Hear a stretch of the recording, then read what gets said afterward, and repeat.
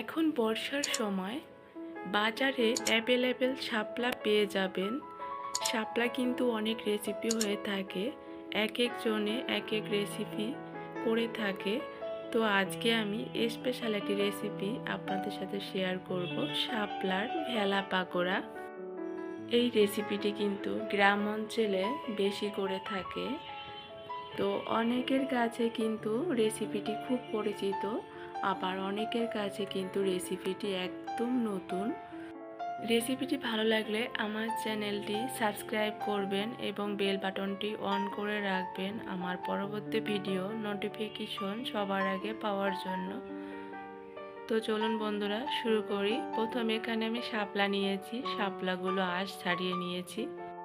আঁশ ছাড়িয়ে আমি কিন্তু এরকম লম্বা লম্বা করে নিয়েছি যাতে দুটো হয়, আপনারা চাইলে ছোট করে নিতে পারেন, তো যাতে একটা হয়। তো যাই হোক, আমি এবার কয়েকটা কাঠি নিয়েছি, কাঠিটা আমি দুটো করে দেখুন এরকম করে গেঁথে নেব শাপলায়, দেখুন। আর এটি কিন্তু শাপলার ভেলা যেহেতু করছি পাকোড়া, তো এখানে কিন্তু মাস্ট এখানে কাঠি লাগবে, কাঠি ছাড়া কিন্তু এটা হবে না। তো দেখুন এরকম করে আমি গেঁথে নেব শাপলাগুলা। একদম সহজ একটি রেসিপি, আপনারা ভাবতেও পারবেন না এই রেসিপিটি যে এত এত মজা। জাস্ট শাপলা দিয়ে যে এত ভালো একটি রেসিপি বা পাকোড়া তৈরি করা যায় আপনারা ভাবতেও পারবেন না। তো যাই হোক, এখানে একটা গেঁথে নিয়েছি আর একটা ছিক নিয়ে দেখুন একই নিয়মে গেঁথে নেব একটু ফাঁকা করে। আমি এইখানে একটু বড় করে নিয়েছি যাতে আমার দুটো পাকোড়া হয় এখানে। তো আমি গেঁথে নিয়ে একটু ফাঁকা রেখে যাতে দুপাশে মানে কেটে নেওয়ার পরে দুপাশে বাড়তি থাকে এমতো অবস্থায় দেখা যায়, আমি আরেকটা কাঠি এরকম করে শাপলায় গেঁথে নেব। মোট 4টা আমি ছিক গেঁথে নেব এখানে, দেখুন একদম ইজি, কিন্তু যে কোনো কেউ কিন্তু করে নিতে পারে এটি। তো দেখুন এটা আমি গেঁথে নিয়েছি, নিয়ে এখানে মাঝখানে আমি কিন্তু কেটে নেব। তো সাইডে যদি বাড়তি কোনো জিনিস থাকে তো ওগুলো আমি কেটে নেব। তো আমি আরেকটা করে নিয়েছি, আবার একই নিয়মে কেটে নেব। তো আমি সবগুলোই একই নিয়মে করে এভাবে কেটে নিয়েছি, আর দেখতে কিন্তু দারুণ লাগছে। যেহেতু এখানে আমি নাম দিয়েছি ভেলা পাকোড়া, তো ভেলার মতোই লাগছে, যদিও আমি শাপলা দিয়ে করেছি। আর এটি গ্রাম অঞ্চলে কিন্তু খুবই পরিচিত, এটি কিন্তু দেখা যায় শহরে একটু কম চিনবে, কারণ গ্রামে এটি খুবভাবে মানে এটি করে খায় এই পাকোড়াটা। তো যাই হোক, আমার সবগুলো করা হয়ে গিয়েছে। এবার আমি একটা বাটি নিয়েছি, এখানে 1 কাপের মতো এখানে চাউলের গুঁড়া, 1/2 কাপের মতো বেসন নিয়ে নেব, সামান্য লবণ, হলুদ, শুকনো মরিচের গুঁড়া, এখানে ম্যাগি মশলা দিয়েছি, এ কারণে অন্য কোনো মশলার প্রয়োজন নেই। আর এখানে আমি রসুন বেটে নিয়েছিলাম, ওটার পেস্ট করে রেখেছিলাম, ওটা দিয়ে দিয়েছি। এবার আমি জল দিয়ে দেব, তবে হ্যাঁ অল্প অল্প করে জল দেওয়ার চেষ্টা করবেন, তাহলে ভালো হবে। তা না হলে পাতলা হয়ে যেতে পারে বা বেশি মানে ঘন হয়ে যাবে, এরকম একটি ব্যাপার। তো দেখুন আমার কিন্তু বেটারটা খুব সুন্দর হয়েছে, ঠিক এরকম করে রাখতে হবে। আপনাদের দেখানোর জন্য আমি বারবার করে কিন্তু একটা চামচ দিয়ে দেখিয়ে দিয়েছি, দেখুন। এবার আমি ওটা সাইড করে রেখে একটা প্যান বসিয়ে দিয়েছি, সাদা তেল দিয়ে দেব।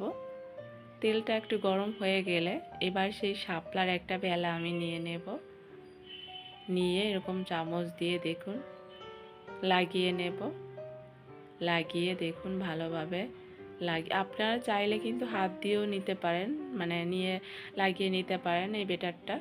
তো দিয়ে এইভাবে একটু রেখে দেব, রেখে দিলে দেখা যায় বাড়তি যে ইয়াটা থাকবে ওটা পড়ে যাবে, দেখুন। তো এবার আমি দিয়ে দেব। তো আমি এক একটা করেই ভাজবো, তাহলে ভালো হবে, দেখুন। আর বেশি সময় লাগবে না এটা করতে। আর হ্যাঁ বন্ধুরা, আপনারা ভাবতেও পারবেন না এই শাপলা দিয়ে আসলে এত এত মজার একটি পাকোড়া তৈরি করা যায়। তো যাই হোক, দেখুন এটা কিন্তু আমার অলরেডি ভাজা হয়ে গিয়েছে, আমি তুলে নেব। দেখুন কত সুন্দর লাগছে দেখতে। তো আমি আরেকটা এইভাবে আমি এবার কিন্তু হাত দিয়ে লাগিয়ে নিয়েছি, লাগিয়ে আবার আমি আরেকটা ভেজে নেব।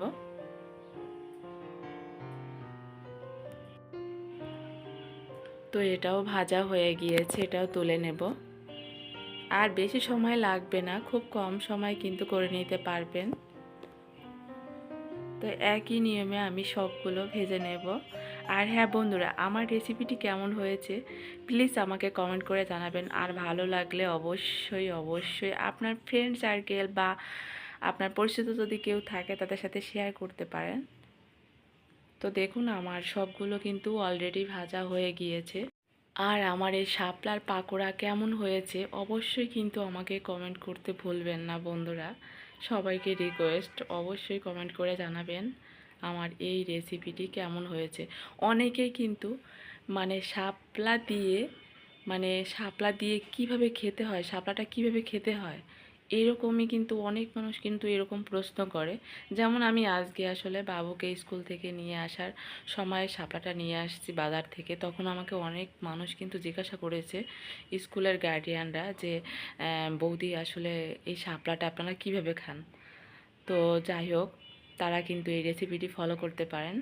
আশা করি ভালো লাগবে এই রেসিপিটি। আর একবার করলে বন্ধুরা আপনাদের অবশ্যই আবার ট্রাই করতে হবে, এইটুকু বলে দিতে পারি। তো যাই হোক, এই ছিকগুলো আছে, ছিকগুলো কিন্তু টান দিলে কিন্তু বেরিয়ে আসবে। দেখুন আপনাদের বের করে একটা দেখিয়ে দেব কিভাবে বের করতে হয়, একদম ইজি। আর এটি খেতে কি বলবো, দুর্দান্ত। আমার তো এখনই খেতে ইচ্ছা হচ্ছে। তো যাই হোক বন্ধুরা, আপনারা অবশ্যই আমার পাশে থাকবেন, আমাকে সাপোর্ট করবেন। আর আমার ভিডিওগুলো আপনাদের পরিচিত যারা আছে তাদের সাথে শেয়ার করে নেবেন। তো দেখুন আমি এখানে একটা ছিক বের করে নিচ্ছি একটা পাকোড়ার থেকে। আর পাকোড়াগুলো দেখুন কত সুন্দর ফুলেছে। আপনারা দেখতে পারছেন কিনা জানি না, বুঝতে পারছেন কিনা। তো যাই হোক, সবাই ভালো থাকবেন, দেখা হবে পরবর্তী কোনো নতুন ভিডিওতে।